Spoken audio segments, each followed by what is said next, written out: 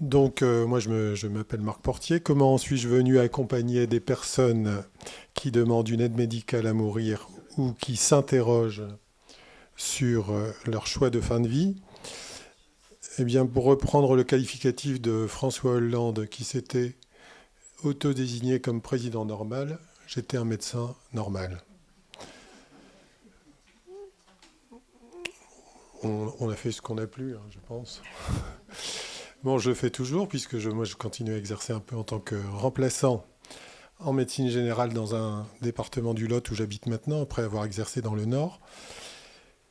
Mais il y a un sujet sur lequel j'étais nul, euh, c'est celui de répondre à des patients. Je suis émotif mais solide, qui me demandaient de les aider à mourir. C'est arrivé peut-être sur une carrière 15 ou 20 fois. Et à chaque fois, je répétais la même chose. J'ai été assez piteux, contrairement à un type comme Bernard Senet, par exemple. Je leur disais, écoutez, je voudrais vous aider, je vous écoute, je vous comprends, mais je ne peux pas vous aider parce que y a la loi et puis ça ne le permet pas en France. Bon. Alors, j'étais trop légaliste en fait. Et il y a une situation qui était encore plus terrible, c'est qu'un jour, j'avais un patient qui était en... Pourtant, on a fait intervenir un service de soins palliatifs à domicile. Et il y avait un médecin coordinateur qui était ce qu'il était. Je n'étais pas d'accord avec lui. Les posologies de médicaments, morphine, midazolam, l'hypnovel, étaient trop graduellement augmentées, très, très petitement augmentées, ce qui fait que le patient n'était ni endormi et souffrait toujours. Et j'ai pas imposé suffisamment, j'ai mal négocié.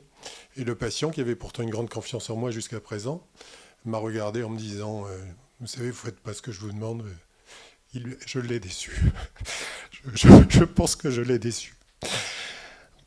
C'est pas, c'est pas grave parce que je me suis rattrapé depuis. Et pour tenter de réparer mes manquements, je m'étais dit qu'à la retraite, j'adhérerais à une association militant pour la promulgation d'une nouvelle loi sur la fin de vie. Et je suis tombé 2-3 mois après mon début de retraite sur le bouquin de... Comment s'appelle-t-il déjà? Denis Labelle. Voilà, il y avait sa photographie sur la couverture dans une librairie où j'avais du temps.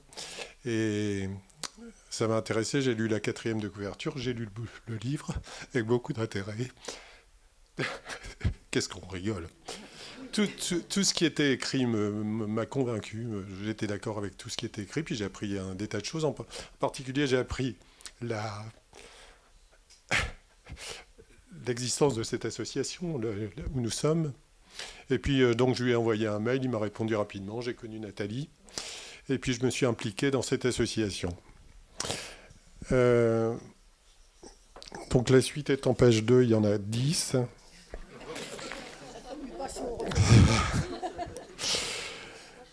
Et alors donc, dans le nord de la France où j'habitais alors, on a réuni les adhérents de l'association Le Choix. J'ai connu des représentantes actuelles de la région, Monique Latsou et Nadine Bourgois. Et elles m'ont présenté François Guimot. Certains d'entre vous ont entendu parler de François Guimot, c'est quand même une notoriété. François Guimot, c'est un gastro-entérologue qui était chef de service à l'hôpital de Roubaix. Et je travaillais avec lui parce que j'exerçais dans la ville voisine, donc je le connaissais à titre de correspondant médical, mais pas davantage. Mais alors Monique Latsou et Nathilde Bourgois de l'association m'ont dit qu'il était très impliqué dans le domaine de la fin de vie. On a donc fait connaissance, maintenant nous sommes très amis. Et François Guimot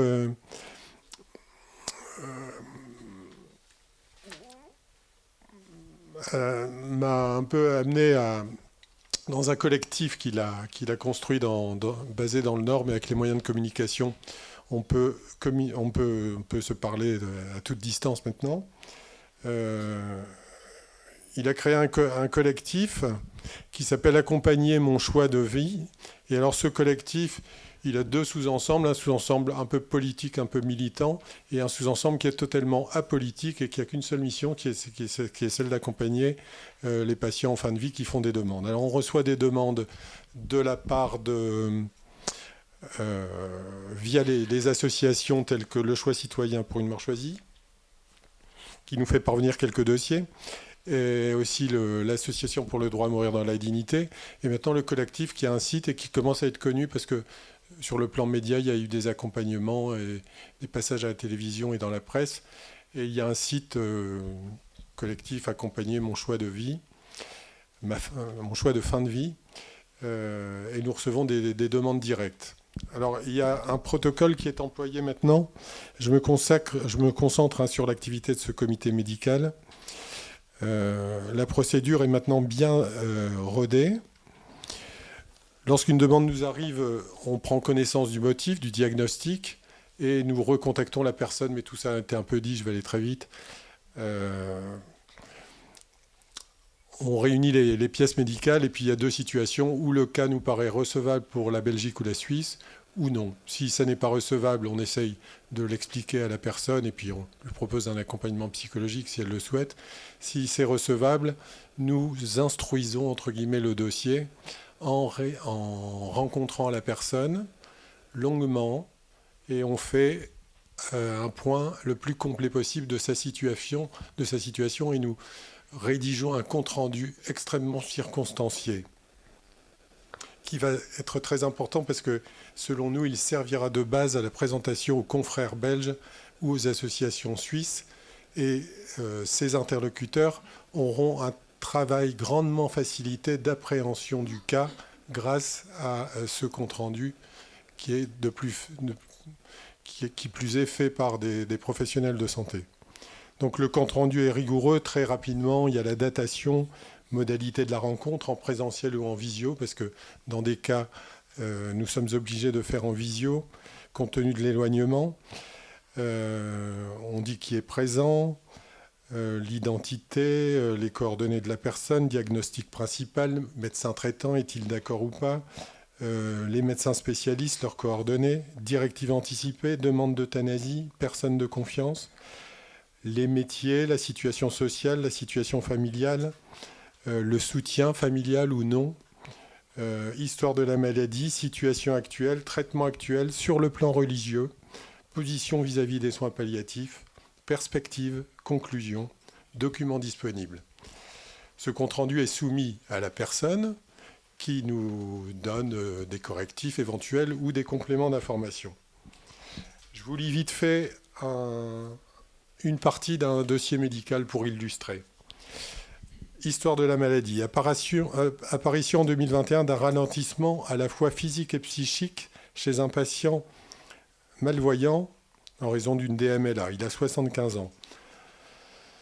On note une altération des capacités fonctionnelles instrumentales et une altération importante de l'autonomie, mesurant la dépendance. Altération pour la toilette, l'habillage, se rendre aux toilettes, locomotion, continence, alimentation. Le diagnostic, c'était une maladie à corps de Lewy, c'est-à-dire un Parkinson avec un début de démence. Il y a des chutes à domicile, une hospitalisation, et au sortir de l'hospitalisation, l'état est dégradé, ce qui fait qu'il est institutionnalisé en EHPAD. Il y a aussi quelques brèves hallucinations et puis le syndrome parkinsonien que vous imaginez. Situation au moment où on rencontre le patient en présentiel, on s'est déplacé à Bordeaux. Monsieur Charlot, excusez-moi, mais il m'a autorisé à dire son nom, est maintenant en EHPAD depuis 3 semaines. Il nous accueille très aimablement, entouré de son épouse et de sa fille. Il est dépendant pour tous les actes de la vie quotidienne, toilette, habillage, locomotion. Il porte des protections. Il doit être aidé pour les repas, sa gestuelle étant très aléatoire du fait de sa maladie neurodégénérative. La communication reste très acceptable avec les précautions de s'exprimer très intelligiblement devant lui pour tenir compte de ses troubles sensoriels. Ses prises de parole sont cohérentes, même si les troubles cognitifs apparaissent, comme pour la datation par exemple. Il parle à voix faible et est capable de traits d'humour. Les réponses à nos questions apparaissent adaptées. Et surtout, le motif de notre entretien est parfaitement perçu de lui, à savoir l'examen de sa demande d'aide médicale à mourir. Sur ce sujet, Monsieur C. formule sa demande avec détermination, la répète, la possibilité de recours aux soins palliatifs est connue de lui, il se dit conscient de l'aggravation inéluctable et redoute d'être totalement grabataire. Son épouse relate qu'il a prononcé la phrase « Amenez-moi une carabine ». La réflexion de M. C. sur cette demande d'aide médicale à mourir est ancienne et sa femme et lui ont adhéré en 2018 à l'Association pour le droit à mourir dans la dignité. Conclusion, M. Denis C. présente une maladie neurodégénérative évoluée. Il demande une aide médicale à mourir. Sa demande réitérée est faite avec discernement. Il présente des souffrances physiques ou psychiques inapaisables en relation avec son affection grave et incurable. Il ne subit pas de pression extérieure. Son cas, en première approche, apparaît éligible à la loi belge. Il est capital de prendre en compte l'imminence de l'aggravation possible du déclin cognitif qui pourrait ne plus permettre bientôt à M. C. d'exprimer sa volonté. Parfaitement conscient de ce danger, il demande que les démarches auprès de nos confrères belges soient débutées au plus vite. C'est donc ce que nous avons fait, bien sûr. On a réussi à obtenir 2 consultations en visio avec le professeur Damas de Liège. Exceptionnellement, il a accepté de faire des consultations en visio. Une avec le docteur Damas, une avec le docteur Geoffrey Dubois, qui est son collègue associé à Liège. Et ils ont validé la demande. Et ce patient devrait avoir l'acte d'euthanasie dans quelques jours, ce qui suppose un transfert dans des conditions difficiles dont parlait Françoise. Voilà, je pense que j'en ai dit assez. Il y a la procédure locale dont parlera peut-être Nathalie. Merci. Merci.